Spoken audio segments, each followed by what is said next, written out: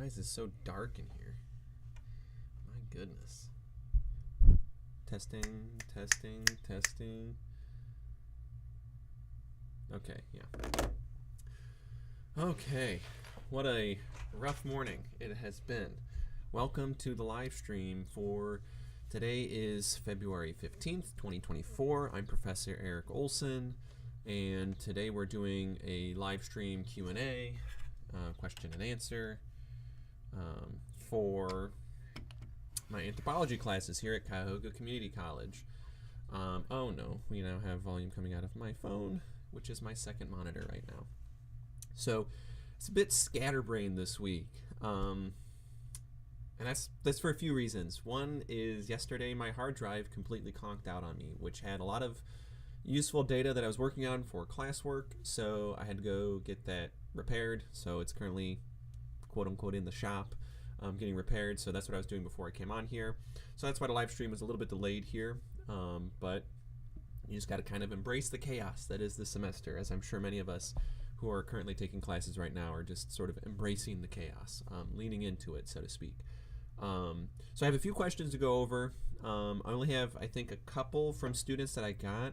I'm sorry in advance if you submitted a message or a question and I didn't get to it. I tried to do the best I could this morning to double check to make sure I had all the questions that were submitted between last week's and this week's.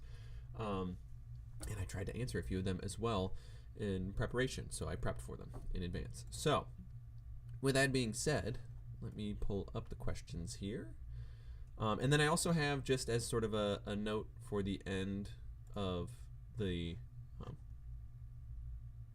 sorry, I can't tell what I'm, yeah, okay, there we go. For the end of the stream, sorry, it's a little bit scatterbrained, like I said.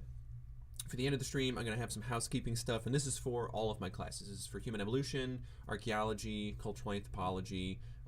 So, you know, stay tuned for the end after I've answered all the questions. Today might be a little bit shorter because I have fewer questions and I have some housekeeping stuff to go over. But stay tuned for the end because I am going to talk about the Writing Center here at Tri-C. So just keep in tune for that. So let's get into it. So I have a question from Julie, and Julie asks, are you aware of any avocational/volunteer archaeology opportunities in Northeast Ohio? And that is Julie's question. So great question, Julie. And I have typed up here a response for you, or at least a sort of canned response. And basically I would recommend two organizations primarily if you're interested in Northeast Ohio, and you could apply this sort of to whatever region you're in if you're watching this not from Northeast Ohio. And I would look for your local chapter of the Archaeological Institute of America, the AIA, not to be confused with the Architectural Institute of America. I think that's also AIA, but no, we're talking about the Archaeological Institute of America. And they are a national organization that you can go join, become a member of. They have chapter meetings where they usually do speaker series where you can go listen to professional archaeologists that talk about like current research.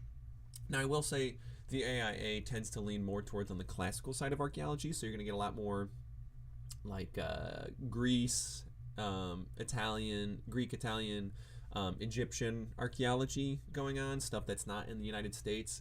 Though the Cleveland chapter, I will say in particular, has a pretty good track record of doing local and regional archaeology, so they usually bring in people who have expertise in Northeast Ohio archaeology and for their speaker series. Now I don't know if they do any digs or archaeology opportunities in that regard. Now if you wanted to talk about what we do here at Tri-C, usually each semester there's going to be work study opportunities that we post to do projects at Tri-C. There's always stuff that needs to be done with cataloging collections here at the Anthropology collections for teaching. So that's basically going through bags of artifacts, taking them out of their original field bags, putting them in new archival quality bags, taking records, uploading them to the Google Drive so that we have a digital record as well as a paper record. That's more accessible archaeological work, so like not necessarily field work. I'd also recommend contacting a representative or someone at the Cleveland Museum of Natural History, where they might also have some cataloging volunteer opportunities. If you have the ability to travel to Columbus at any point during the semester or throughout the year, the day of the week has changed, and this might date myself and last time I recall, but it used to be Tuesdays were volunteer days at the Ohio History Connection, and you would actually get taken to the collections facility, and you would go through and you would start cataloging and inventorying bags, because they have millions of artifacts, and some of them are still in the original bags from when they received them, because they're a state repository. So anytime someone does a contract for, like, say, ODOT, and they find artifacts, they will send them to the Ohio History Connection, where it's their responsibility to curate them, even if they weren't the ones who dug them up. And so the volunteers oftentimes are the ones who will write down on little sheets of paper what the artifact is, how much it weighs, what's the catalog number, all that kind of good stuff. So those are more frequent volunteer opportunities. Now, if you're talking field work, I would strongly caution doing anything with the Archaeological Society of Ohio. So Ohio is a unique in the sense that it's a confusing history of professional organizations and sort of nonprofits. So for a long time, starting in the 40s, there was the Archaeological Society of Ohio, the ASO, and then sometime in the 70s, after new laws and regulations were passed by U.S. Congress, the National Historic Preservation Act being one of them in 1966, you had a sort of a disconnect between avocational and hobbyist archaeology and professional and contract-based consulting in archaeology. And in the 70s, the Ohio Archaeological Council was formed. So we actually have two organizations that have very similar titles but are very different in terms of the composition of their membership.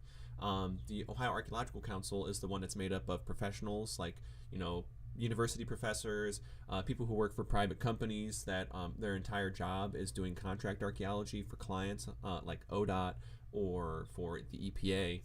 And then the ASO is largely made up of avocational or hobbyists, and they oftentimes put on artifact buying and selling shows. So a lot of times their like statewide meetings have like artifact sales, which professionals ethically do not agree with the idea of buying and selling artifacts. It promotes bad archaeology. It also promotes the buying and selling of antiquities, which leads to a lot of other issues as well. It promotes looting.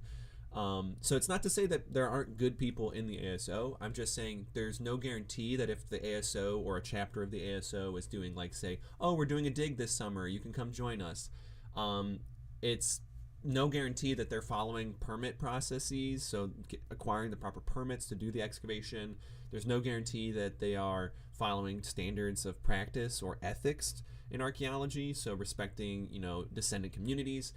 There's no guarantee that they're following the Native American Graves Protection and Repatriation Act and the protocol for publishing. So there's new regulations that just came out in January about what can and cannot be published without tribal descendant permission. And it's not to say that there aren't good ASO chapters out there. I work with a lot of ASO members that have good intentions and they do good work. And some of them have PhDs in the ASO. It's unpredictable that if there's a ASO chapter that's going to do a dig and you want to volunteer on that dig, there's no guarantee that that is going to be based in the current standards of ethics, permitting, and laws. Now, it also boils down to a lot of the laws in Ohio in particular, because we have a wild west of laws, is sort of one of 4 states that has like the loosest regulations in the country for archaeology protection. And America as a whole is like one of the least regulated archaeological countries in the world. Like for comparison, if you're in the United Kingdom, any artifact you find belongs to the state, the United Kingdom, and you're responsible for turning that over, regardless of how the money for the project is happening, whether it's on your private land or not. Whereas in the United States, private land, there's not a lot we can do about people excavating on private land unless there are human remains that cross state lines or are sold. So there's a lot of sort of leeway in the laws. So when I say that they might not be following the laws, it doesn't necessarily mean that, the laws themselves don't have a lot of teeth. So point being is there's a lot of variation in what you might come to expect out of an Archaeological Society of Ohio chapter volunteer dig. So I would just caution against that. So do your homework if you're going to go out and do a fieldwork project. Now here at Tri-C, we have a couple of things coming up. April 22nd, there is a leadership event through the Mandel Center. I don't know for sure if we've hit the cap on attendance, because we want to limit the number of people, because fieldwork becomes very difficult when you have a lot of people, especially if it's just one person managing them all. So that's something you might want to check out if you are a Mandel scholar and you want to attend a leadership event. I I don't know if they're exclusive to Mandel scholars. And then in the summer, we're going to be doing probably 1 or 2 volunteer dig days, where we invite members of the public to come out and work on, in tandem with the Archaeological Field Methods class, which is Anth 2030 here at Tri-C. So we've got a project that we're doing out at Rocky River Reservation this summer. So there's still a few other things that we need to coordinate because there's separate permitting when you have volunteers that aren't students. So I don't have dates for that yet, but circle back and message me if you have questions or are interested in that when we get closer to June, when the fieldwork would start for that project. Yeah, and that's the gist of it. So just basically reach out to museum curators, reach out to me if you're looking for volunteer opportunities. Although I will say I'm not a huge fan of using too much volunteer labor because I think it can be exploitative. So, and this is a general shift as a whole of the nonprofit industrial complex of, relying too much on volunteer labor, which leads to burnout. But suffice to say, contacting a local curator at either your historical society or, the Cleveland Museum of Natural History would be another good one. The Ohio History Connection would be great places to start. So those are just my quick, let me make sure I hit all the things that I wrote down in my response. Yes, so hopefully, Julie, that answers your question. Hopefully that's a thorough enough response. And I recommend, to anyone else who wants to do that stuff, like I said, contact me. You can go to tricanthropology@gmail.com. You can email me at eric.olson@tric.edu. Either way would work, and you can go from there. And that will lead us into our second question for today's live stream, and it comes from Mal. And Mal asks, is there a scientific understanding of why humans evolved to have thinner hair and less patterns of body hair throughout our existence? I'm not sure how this would be studied because the components of hair are natural and deteriorate, along with the skin that holds the roots of hair. How would we be able to study this if we don't have samples aside from the genetic knowledge we could collect from fossils? So this is a great question, Mal. And first, fossils, it can be confusing with the terminology we use, but generally speaking, if you have something that's fossilized, it does not have genetic material, because to fossilize something means it has mineralized into stone. So what is happening in a fossil is it is actually one-for-one replacement of the organic material with some sort of rock or mineral component, so that we basically have a really heavy rock that looks and is shaped like the bones that were there millennia ago. So usually we can't get DNA from fossilized remains. If they're in the fossilization process, there is a possibility. But to your point, genetics is one of the primary ways in which we know about thinner hair and the evolution of thinner hair. So there are specific gene sequences and parts of the genome in humans, in human DNA, that we can look at that code for human hair follicles and specifically sweat glands. The short answer I will give you is it has to do with sweating. We still have all the hair follicles on our skin, and if you look really closely at your arm, usually in males this is more pronounced, like the arm hair skin that you have, but even on areas where it's not as very apparent and you don't have as clear-cut hair growing there, you will still have what's known as vellum hair, and those are still hair follicles that are growing, and it's tied to the sweat glands that are also in those same hair follicles. The other way that we can study where we get thinner hair and less of it evolutionarily is by comparing humans to non-human primates, our nearest ancestors. So it's important to remember that chimps are 98% similar to humans in terms of DNA sequencing, which seems very, very close, but when we look at the similarities across all humans, the variation that we see across all 8 billion of us on the globe is accounted for in about 0.02% of our DNA. So every single human on the planet is 99.98% identical in their genetic sequence. So the A to T, G to C sequencing of our DNA strands is 99.98% identical. So all of human variation that we see today on the planet is accounted for in about 0.02% variation.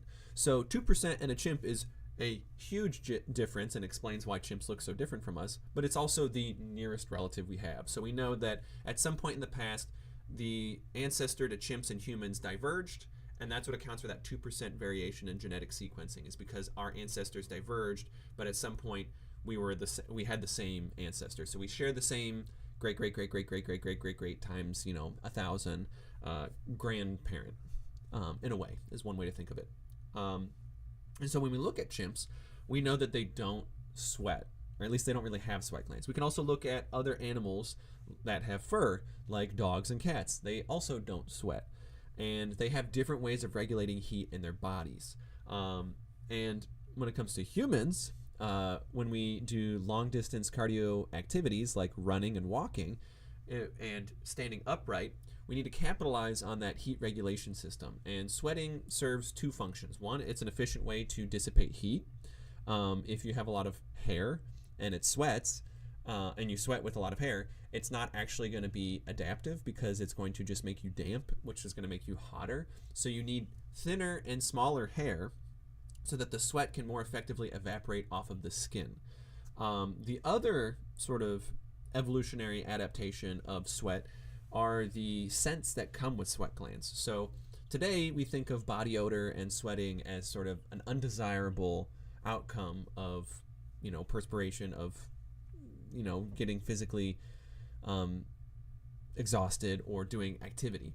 But from an evolutionary standpoint, because humans are very different from non-human primates in that, and obviously you can look at individual cases, we're not talking about anecdotes, we're talking about on the whole, parental care and child rearing is usually shared not just by one individual but by many individuals, and oftentimes humans are pair bonded, meaning that a male and a female will help raise a child together, and they share almost equally in the responsibilities of caloric intake, so gathering food to provide for that child, shelter, clothing, you name it when it comes to raising a kid. That is not true of pretty much any other non-human primate. So when we look at gorillas, chimps, baboons, bonobos, the male involvement with child rearing is significantly lower when it's compared to humans, which tells us that there is a very, very important correlation between paternity, so being able to identify who the father of those children is. And when you need to know paternity, it's important to have markers to distinguish who the father of your child is and who isn't. And so evolutionarily speaking, body odor is unique to each individual. And my body odor is going to be different than everyone else's. And that's important when you are looking for an individual and trying to distinguish one male from another male or one female from another female. And so this is also another way that humans have dynamic facial features, and we have a complex system of recognizing faces. There's an evolutionary adaptation behind that because we want to be able to distinguish paternity and pair bonding and identifying, this is my partner, this person is not my partner, I'm not investing my time and energy into supporting this person directly. Now, this sort of evolutionary narrative also kind of runs counter to the idea that cooperation is integral and culture is integral to how we survived. But we can really view them as a yes and scenario where we need to be able to distinguish individuals, but we also need to understand that it takes a village to raise a child. So really when we look at sweat glands, we're looking at they need to be able to provide unique scents that we can identify individuals from. They need to be able to cool us efficiently, and we need to be able to have airflow so that we can cool off, because walking upright, it is more efficient, but it also leads to longer endurance related travel. So one of the things that factors into shorter hair is that endurance of long distance walking. So humans, it may not seem like it, if we were to put a human next to a cheetah is going to beat us in acceleration, but a cheetah won't beat us in endurance. Cheetahs don't run marathons. They just don't. They're not built for it. Walking on two legs is super efficient if you're trying to travel long distances for long periods of time.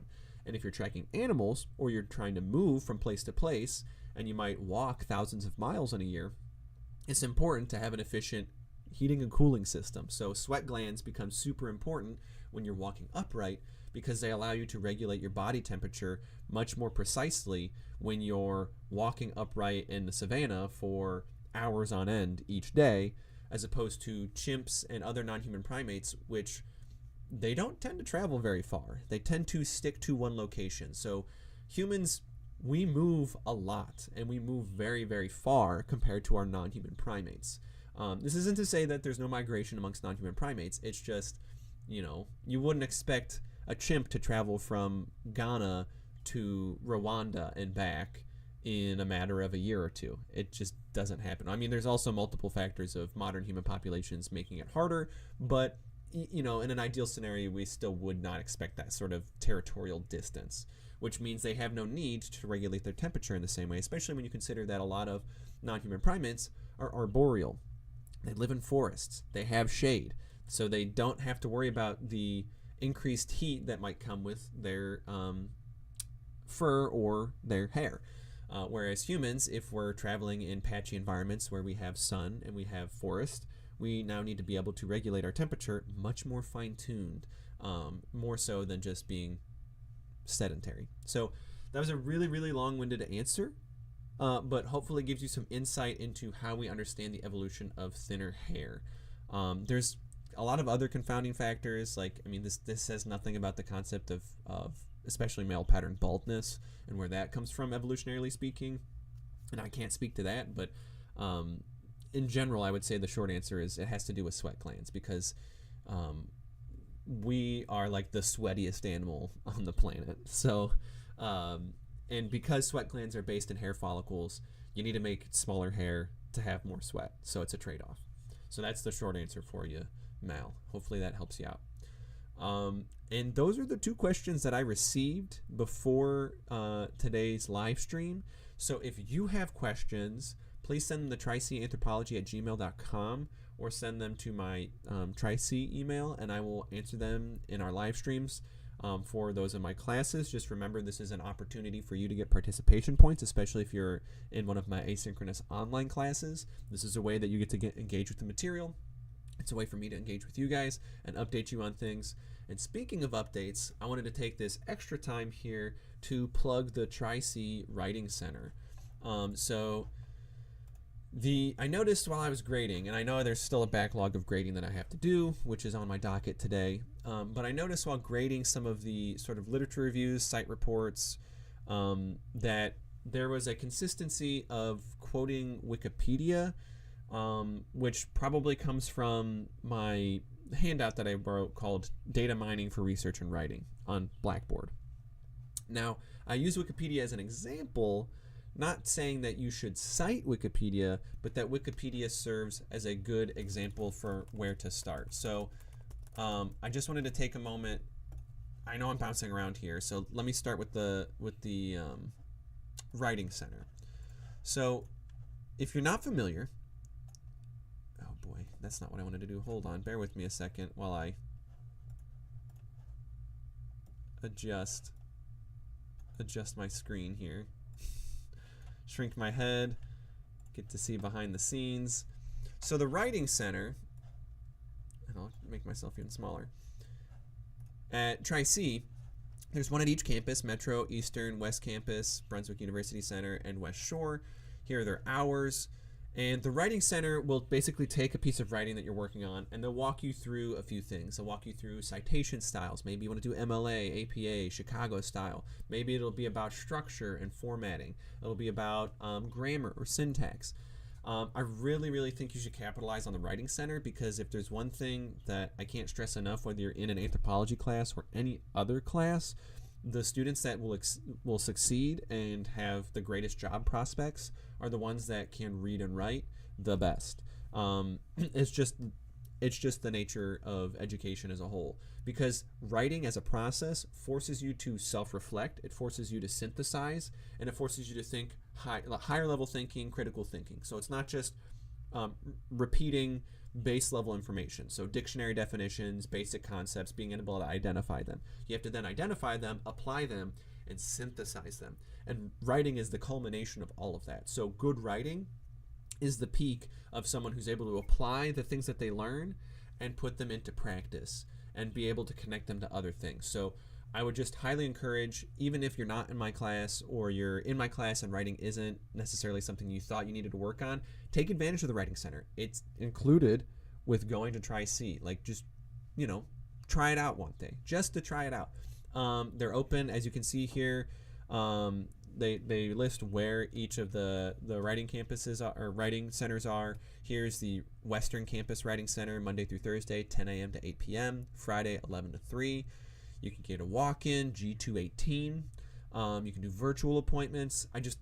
They're there to help you, and I highly encourage you to utilize the Writing Center. It'll make you a better writer. It'll make you a better person. It'll make you more desirable in the job market too, because I can't tell you how many times, like, for example, cover letter. When people ask for a cover letter, oftentimes they're not looking at, the substance per se. They're looking at how well you can write. Sometimes job applications require a writing sample because, especially in archaeology, you can tell a lot about how someone's going to perform in a job just on the way that they're able to write, because they can articulate their points, they can communicate well, they can synthesize complex data into very easy to understand and digest content. So writing is invaluable. So I highly encourage you to check out the Writing Center. So now I'm going to shift gears on the other point I wanted to make note of this week. So these are just sort of my observation and notes based on all the grading that I've done. And I wanted to talk a little bit about I wanted to talk about Gorge, Wikipedia, because I noticed some of you were citing Wikipedia or Encyclopedia Britannica, and I think it's really important to distinguish between material facts that don't need cited and using Wikipedia and Encyclopedia Britannica as sort of jumping off points. So in my handout called Data Mining for Research and Writing, I think that's what it's called, Data Mining for Research and Writing, I used Wikipedia as an example, and so I'm just going to use Olduvai Gorge as one example. It's a really good wiki page. But the wiki page is not what we should be citing. The wiki page is a summary of other sources. We should be going to where they got their information, because that's where we can make our own synthesis. The wiki page is not your synthesis. It's a synthesis of a synthesis of a synthesis. So we would call that a tertiary source, right? So at this wiki page, usually this is a great way for me to sort of get a broad brushstrokes what's going on here. So this is useful for me as I'm doing my research, because it gives me a sort of litmus test as I'm checking other sources, like how does this compare to the summary information on Wikipedia. That's fine. That doesn't mean you should cite it. What it does mean, though, is we should probably go down to the bottom here, and when I scroll down, here we go, references. I want to look at their references. Where are they citing things? What are they citing things from? So antiquities sites, what the heck is this? If I open this link in a new tab, let's see what we're getting. Ministry of Natural Resources. While that's loading, let's look at some of these other ones. So we got European Journal of Clinical Nutrition. I should be reading that instead of Wikipedia, because that's going to be the primary scholarly source that's going to give me information related to whatever I'm writing about, not Wikipedia. Wikipedia is just giving me the Cliff Notes version, so I shouldn't be citing Cliff Notes as a source, because Cliff Notes is just providing me general summary information. And I noticed a few of you in your site reports or your literature reviews were citing Encyclopedia Britannica or Wikipedia for things that you don't necessarily need to cite for. So, for example, we have the coordinate data here for Olduvai Gorge, and we have a map here. At a certain point when you're citing sources for claims, there are some claims that need supporting evidence and some claims that don't. And I know in English classes they might have a different approach to it, but you have to draw the line somewhere. Unless you're writing a paper about the differences in definitions across dictionaries through time, like maybe you're doing historical linguistics and you want to look at the difference of how the term inmate, for example, changed from like 1800 to the present, then citing dictionary definitions is integral to your paper. If you are citing a dictionary definition just to demonstrate a point, I don't think that's really something you need to do. Same with if you're citing an encyclopedia stating where the general geographic location is, like the continent or the country or even the region, like saying that Serpent Mound is located in Ohio, United States of America. I don't think you need to cite the encyclopedia to make that claim. No one's doubting you on such a very broad material fact. Now, if you're describing the local environmental setting, you might want to look at things like maps, and this is where it comes into play that you're actually going to use maps as your citations and not necessarily a written source. So because we're using Google Earth for all of these classes, you should probably just use a map. So when you're describing Olduvai Gorge, refer to your figures that you're making. Figure 1 shows you where Olduvai Gorge is and the written description of the environment. Things that I would want to know that I couldn't learn from just looking at Wikipedia or Encyclopedia Britannica. Those are things that we would call material facts. Encyclopedia Britannica or Wikipedia is just stating something that is a material fact, or the idea that like the Civil War happened from 1860 to 1865. I don't necessarily need to cite a source unless there is a reason in your writing, like it's serving some narrative function in the sense of like you're making an argument that the Civil War didn't occur. But if the general consensus for something like on a Wikipedia or an encyclopedia entry is that these historical dates are when these historical events happened, or we're citing the date on which the first atomic bomb was dropped in Japan, we don't really need to cite a source for something that would be general knowledge or a material fact. Whereas if it's something from a technical report or it's something more specific that, you know, we couldn't just draw from a general knowledge standpoint or a generic Wikipedia entry, or we're making claims that are building on those material facts, that's where you need to have sources, right? So when we're building theory, we're building synthesis, we're talking about, oh, well, many researchers claim that this is how Olduvai Gorge was formed, or this is how people utilize Olduvai Gorge. That's where we need to cite sources, and that's why we would want to go to the Wikipedia references to see where they're getting their information from. Are there gaps in their data? You know, they're pulling from the European Journal of Clinical Nutrition, but let's see here, Nature. Okay, so they have one citation from the journal Nature. Honestly, that seems kind of surprising. I feel like Olduvai Gorge would be cited multiple times in the journal Nature. Now, you might not have that innate knowledge to know that Nature is a journal you would want to search, but if I'm doing human evolution studies on a site, odds are most of the sites that we're working on in class, they're going to have something referencing them in a journal in Nature because it's a huge, huge, huge scientific publication, especially for human evolution studies. So there are just certain publications that, you know, looking at bibliographies from other scholarly literature, you might recognize some trends of, oh, hey, they all seem to be citing this one source. They all seem to go refer back to this original source. Maybe I should read that source. So if the wiki page references fossil hand bones from Olduvai Gorge in Nature, and then I read another article, like maybe I go to the European Journal of Clinical Nutrition and I look at their bibliography, and they also cite this 1960 paper, I might need to have that paper cited as well because it's part of the discourse. It's part of the conversation. You know, we can't talk about it without talking about this 1960 John Napier article from Nature, right?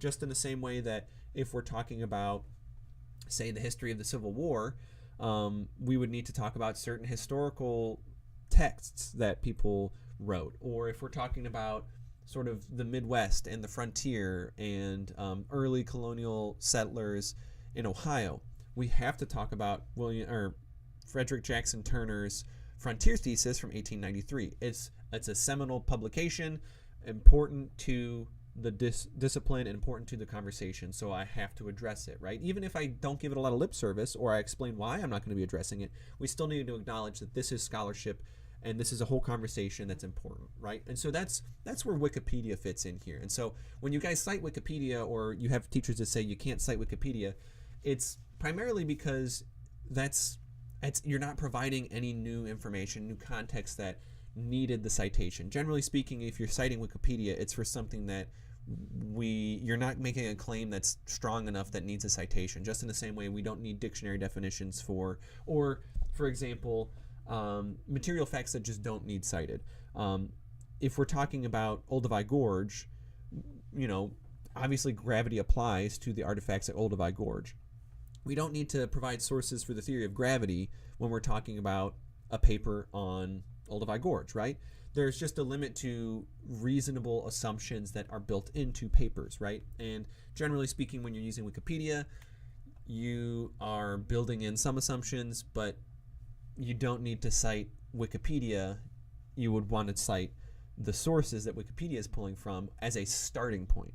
This doesn't mean that your full exhaustive research is just, okay, I'm going to look at these and read all of these. You need to think critically about what these sources could provide for you. And that's why when I ask for annotated bibliographies, what you should be doing is looking at these sources and saying, just looking at the titles, you might be able to quickly weed out like what sources are relevant and which sources aren't. MP Richards, 2002, A Brief Review of the Archaeological Evidence for Paleolithic and Neolithic Subsistence. Sounds like that's going to be dealing with a lot of things that aren't Olduvai Gorge exclusively. That's going to be talking about a lot of Paleolithic and Neolithic sites. I also know that my paper is not about the Paleolithic. It's actually about maybe Oldowan technology, which predates the Paleolithic. So right away I know that this paper is not going to be relevant if my research topic has nothing to do with the Paleolithic, the Neolithic, or I'm looking for specific information about just Olduvai Gorge. Now maybe there is something in there, and if I go to that source and I do a keyword search for Olduvai Gorge, there might be a sentence that I can use in there. But I can know right away, based on my research topic and what I'm doing, that I probably don't need to read this thing cover to cover to know that it's not going to be relevant for me, right? And then the other thing is paywalls. If I can't access it, then I probably need to find some other source. And it's academically disingenuous, and I would argue unethical to cite a source that you haven't read or that you're leaning on heavily. Does it still happen though? Sure, but you want to try your best to do more than read the abstract, because if you're quoting or citing something just based on the abstract, then what are you actually getting from that source? Other than maybe you're making a point of, hey, based on all these abstracts I read, they all seem to be coming to similar discussions and talking points. Like I notice a lot of people when they talk about Olduvai Gorge, they talk about this particular site within Olduvai Gorge. That's perfectly valid if you're pulling from abstracts. Now, if you're trying to get more in depth based on like conclusions from those papers, then you kind of need to read the conclusions, right? So those are just some tips, tricks, points that I wanted to make while I had the time during the live stream about Wikipedia. So when people say don't cite Wikipedia, I think that generally that's what they're saying. It's fine enough as a starting point, a leaping off point, but citing Wikipedia itself is akin to citing the dictionary or feeling the need to explain how gravity works when your paper isn't about theoretical physics or gravity, right? We just have to have a cutoff point and assumptions about what the reader knows. And this is where the thinking comes into, weighing what needs citations, what needs support, what claims are more higher level than others, right? So claiming that Olduvai Gorge, technically yes, Olduvai Gorge being at this physical location, you could say that is a claim in English terms, but it's also a material fact that doesn't really need a support, because this is not something that anyone's going to really question you on. Now, if you inaccurately report the latitude and longitude, that's a problem. But the reader at least is going to give you the benefit of the doubt that, like, when you say that Olduvai Gorge is in Tanzania, I don't need a source to just trust you on that. Whereas if you say Olduvai Gorge is the oldest archaeological site with human tools in the world, you might want to back that up, because there could be evidence elsewhere. But the material fact of like geographic locations, basic assumptions of historical events and timelines that are general, I think you can probably not have to worry about citing them. But it's tough when you're writing. You don't necessarily know, and that's why writing is so important. You get better at it with practice. So the more you write, the better you get at it, the better you can synthesize, the better you become at other aspects of learning, not just the particular topic that you're learning about in that paper. So that, we'll zoom back out here and do this. That is going to do it for today's live stream.